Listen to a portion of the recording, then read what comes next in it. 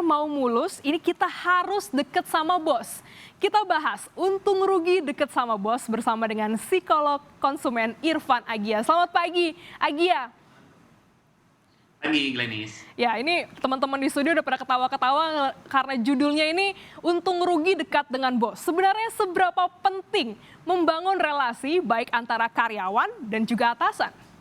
Ya, jadi tentunya penting sekali ya, karena hubungan antara karyawan dan atasan itu jadi salah satu faktor yang mempengaruhi kepuasan kerja dan kecenderungan karyawan itu mau bekerja atau tidak di perusahaan tersebut. Karena ada beberapa data juga dari Good Hire itu menunjukkan 82% itu pekerja dari 10 industri itu akan meninggalkan pekerjaan mereka kalau tidak ada hubungan yang baik gitu ya dengan atasan mereka. Dan secara psikologis pun kita jadi punya hubungan baik dan bisa merasa lebih terbuka atau leluasa memberikan pendapat gitu.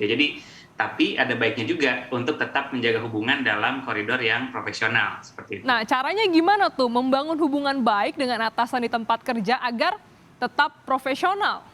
Ya, jadi yang paling pertama adalah kita set boundaries atau batasan, terutama dalam cara berkomunikasi dan juga waktu personal. Jadi kita boleh sekali-kali misalnya ikut acara non formal di luar jam kantor, misalnya setelah kerja ikut makan malam bareng atasan dan juga karyawan lain. Namun kita perlu batasi terutama misalnya di weekend gitu ya, agar kita dan atasan pun juga tetap punya batasan untuk punya waktu personal dan keluarga. Karena seringkali kalau kita terlalu akrab gitu ya, jadi ada beberapa hal yang mungkin aktivitasnya jadi di luar weekdays gitu, bahkan sampai weekend ada kegiatan dengan mereka. Jadi memang ada batasan untuk waktu ya antara personal dan juga kerjaan. Adakah juga sikap-sikap lain yang perlu kita perhatikan ketika di kantor misalnya?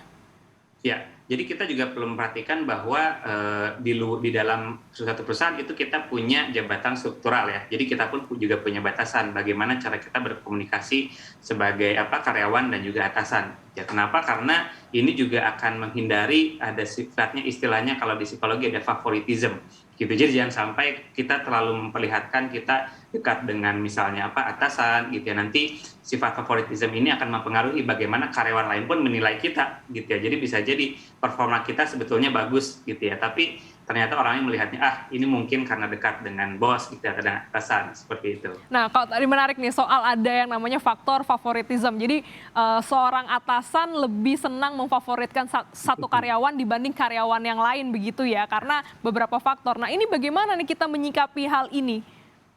Ya, jadi sebetulnya ada beberapa dampak negatif juga ya seperti tadi, ada kecemburuan gitu ya mungkin dari tim kerja yang lain. Nah, yang paling penting adalah bagaimana kita dan juga atasan itu memiliki suatu sifat pengukuran performance yang objektif sebetulnya atau bersifat kuantitatif.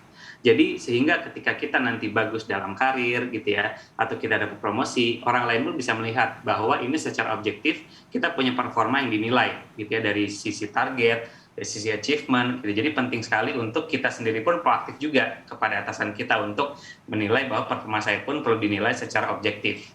Nah, lantas nih dari segala yang tadi kita bahas kan memang perlu ya punya hubungan yang baik untuk tetap profesional, untuk kinerja kita, untuk bagaimana kenyamanan kita di kantor misalnya. Adakah dampak positif didapatkan jika karyawan akrab dengan atasan? Ya, jadi positifnya sebetulnya ada dua ya. Yang pertama adalah ide-ide atau inisiatif kita itu dalam pekerjaan lebih mudah diterima dan atasan lebih terbuka. Kenapa? Karena seringkali kita tuh lebih sungkan ya kalau tidak akrab dengan atasan, kita malah takut gitu bisa menyampaikan ide baru, jadinya tidak keluar ya inovasi-inovasi tersebut gitu ya. Yang kedua adalah ketika atasan kita itu akrab dengan kita, dia bisa memberikan rekomendasi yang baik kepada future employer kita, karena kan kita bisa jadi akan berpindah ya suatu hari dari pekerjaan tersebut. Nah, dia juga bisa memberikan rekomendasi dan juga hal yang positif kepada nanti ya employer kita di tempat lain, seperti itu. Atau mungkin dalam perusahaan bisa lebih cepat naik jabatan begitu?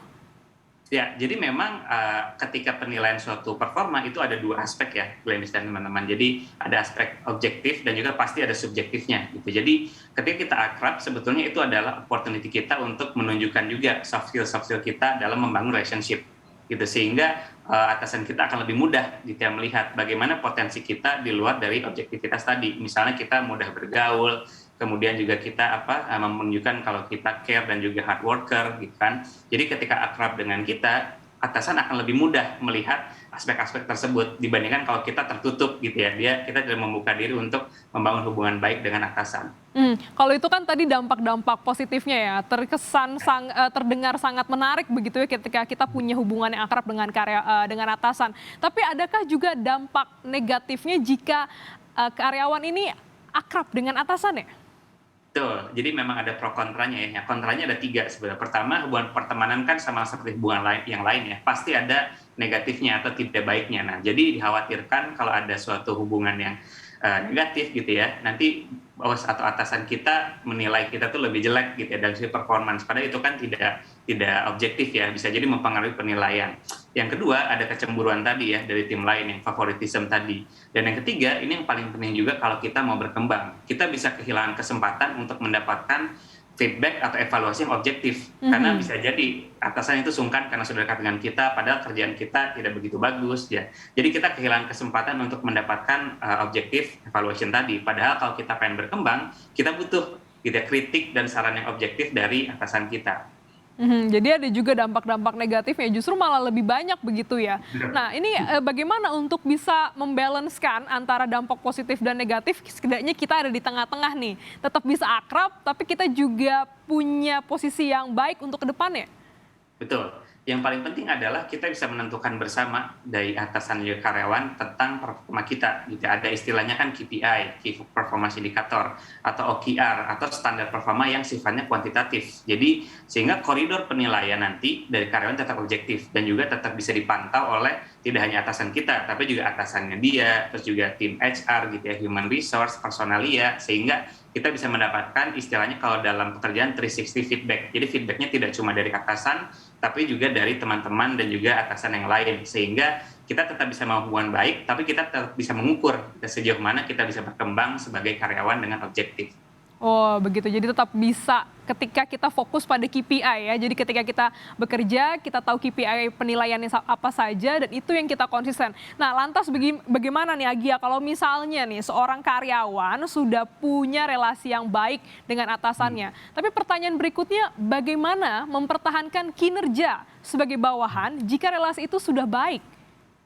Ya, jadi ketika hubungan sudah terbangun akan ada istilahnya udah trust ya. Kita merasa di-trust oleh atasan kita. Nah, kita sebagai yang sudah membangun hubungan baik akan mempertahankan rasa percaya tersebut kan. Jadi sebetulnya hubungan yang baik pun juga bisa jadi motivasi tambahan. Kita tidak ingin mengecewakan atasan kita yang mungkin kita sudah dekat dengan dia gitu. Jadi itu pun juga secara positif bisa meningkatkan performa kita. Karena kita pun juga ingin membuktikan bahwa saya pun juga sukses di sini atau performa bagus tidak hanya karena dekat dengan atasan, tapi juga ingin membuktikan bahwa atasan memiliki keunggulan gitu dalam mempercayakan saya, karena saya pun juga akan bekerja dengan lebih baik seperti itu. Terakhir Agia dengan singkat ini mungkin lebih praktikal begitu ya. Karena terlalu dekat gitu ya, kita punya hubungan yang baik dengan atasan, ini sering diajak ngopi sama bos, lama-lama dikasih kerjaan di luar desk. Nah ini kalau gini gimana nih nyikapinnya nih? Ya, itu juga sebetulnya tidak akan sulit dihindari ya, karena dia jadi terlalu tidak sungkan ya, jadi sungkan. Oh iya, terlalu mungkin favorit sama kita gitu ya? Betul gitu ya. Jadi di satu sisi mungkin itu jadi satu positif, dia mempercayakan kita gitu. Tapi di sisi negatifnya adalah kita juga harus melihat workload kita gitu. Jadi yang paling penting adalah kita harus memberikan jadwal dan juga sharing jadwal sebetulnya dengan atasan. Jadi atasan pun tahu workload kita sejauh apa. Karena seringkali mungkin dia memberikan tambahan, dia tidak tahu workload kita. Tapi kalau kita memberikan jadwal kita juga, terbuka dengan workload kita, itu juga akan membuat dia akan lebih berpikir ulang gitu ya, ketika melihat load kita tuh sedang banyak seperti itu. Jadi memang perlu dikomunikasikan antara atasan dan bawahan, ada komunikasi yang baik sehingga kinerja tidak menurun, relasi baik, karir juga bisa cemerlang ya. Dan yang pasti tetap profesional, tidak ada nih yang namanya terlalu dekat, terlalu akrab dengan bos. Terima kasih Irfan Agia telah bergabung di Kompas Bisnis pada pagi hari ini. Sehat selalu. Sehat selalu, terima kasih.